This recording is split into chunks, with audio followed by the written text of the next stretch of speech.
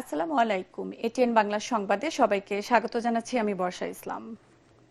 আমেরিকার রাজধানী Washington ডিসিতে white house প্রতিনিধি সম্মেলনের নৈশভোজে নির্বিচারে গুলির ঘটনা ঘটেছে। তবে মার্কিন president Donald Trump, first lady Melania Trump এবং মন্ত্রিসভার সদস্যরা নিরাপদে আছেন।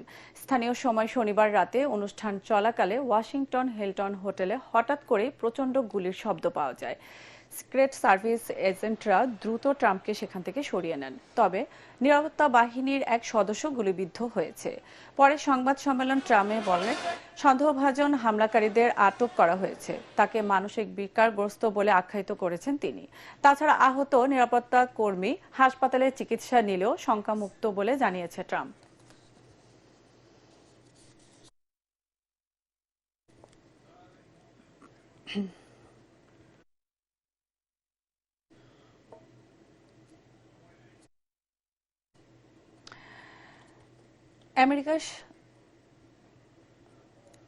আমেরিকার সাথে সরাসরি বৈঠকে বসতে নারাজ তেহরান। পাকিস্তান সফর শেষে দেশটির পররাষ্ট্রমন্ত্রী আব্বাস আরকচি জানান, অবরোধ প্রত্যাহার ও আস্থার পরিবেশ তৈরি হলেই কেবলমাত্র আলোচনা সম্ভব। এমন পরিস্থিতিতে মার্কিন প্রতিনিধি দলের পাকিস্তান সফর বাতিল করেছেন প্রেসিডেন্ট ডোনাল্ড ট্রাম্প, যা নতুন করে কূটনৈতিক হিসাব নিকাশে প্রভাব ফেলতে পারে বলে ধারণা করছেন বিশ্লেষকরা।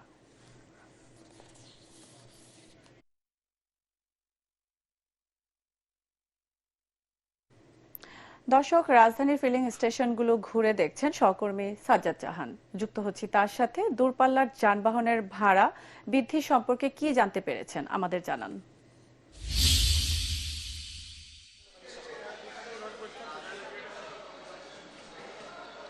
যে বসা বসা ধন্যবাদ আপনাকে। আমরা সকাল থেকে রাজধানীর বিভিন্ন ফিলিং স্টেশন ঘুরে দেখেছি। আপনি জানেন যে দীর্ঘ 1 মাসেরও বেশি সময় ধরে তেলের সংকটের কারণে ফিলিং স্টেশনগুলোতে একটি দীর্ঘ যানজট দেখা গেছে।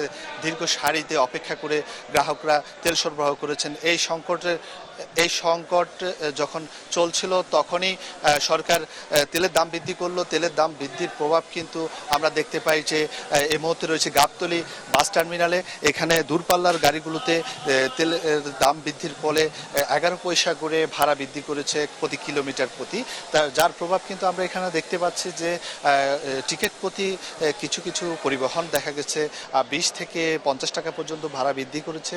তবে অধিকাংশ পরিবহনের সাথে আমরা কথা বলেছি, তারা যেটি বলছে যে সরকার পূর্ব নির্ধারিত যে ভাড়া ছিল তা থেকেও তারা যাত্রী কম থাকার কারণে অনেক সময় ছাড় দিয়ে আসতেন।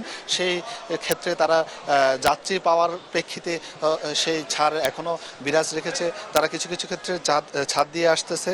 তো হয়তো সরকার নির্ধারিত যে ভাড়া তারা সেই ভাড়া অনেকাংশে আদায় করছে না। তবে যাত্রীরা যেটি বলছিলেন যে এই ভাড়া বৃদ্ধির ফলে তাদের জীবনযাত্রায় একটি প্রভাব পড়বে। তো তারা যেটি বলছিলেন যে হয়তো এই পরিবহন ভাড়া বৃদ্ধির কারণে সামগ্রিক সবকিছুরই ভাড়া ব্যয় বেড়ে যাবে, যার ফলে তাদের জীবনযাত্রাতেও এর প্রভাব পড়বে।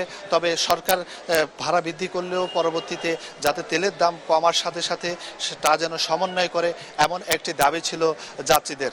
এই ছিল গাবতলী ফিলিং বাস টার্মিনাল থেকে আমার কাছে সর্বশেষ। ধন্যবাদ সাজ্জাদ আপনাকে। মহান স্বাধীনতার পর বাংলাদেশের মানুষ গণতন্ত্র চেয়েছিল, কিন্তু পেয়েছে বাকশাল। তাই পেছনের দিকে না তাকিয়ে সংসদকে সবকিছুর প্রাণকেন্দ্র হিসেবে গড়ে তুলতে চায় সরকার। এটিএন বাংলা নিয়মিত অনুষ্ঠান ইস্পাহানি মির্জাপুর শুভরাত্রিতে এসব কথা বলেছেন জাতীয় সংসদের চিফ হুইপ নুরুল ইসলাম মনি। অন্যদিকে এটিএন বাংলার বার্তা পরিচালক হাসান আহমেদ চৌধুরী কিরণ বলেন, দেশের মানুষ ফ্যাসিবাদের বিদায়ের পর জবাবদিহিমূলক, ন্যায়ভিত্তিক ও জনকল্যাণমুখী সংসদ দেখতে চায়।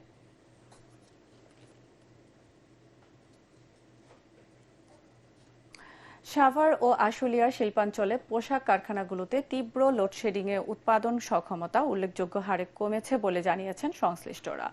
চলতি বছরের এপ্রিল মাসের তথ্য অনুযায়ী এই শিল্পাঞ্চলে প্রতিদিন 8 থেকে 10 ঘন্টা বিদ্যুৎ থাকছে না। ফলে পোশাক কারখানাগুলোর উৎপাদন স্থবির হয়ে পড়েছে। বাধ্য হয়ে বন্ধ রাখতে হচ্ছে কারখানা। তাছাড়া নির্দিষ্ট সময় পণ্য সরবরাহ সম্ভব না হওয়ায় ক্রেতারা মুখ ফিরিয়ে নিচ্ছেন, ফলে লোকসানের মুখে মালিকরা।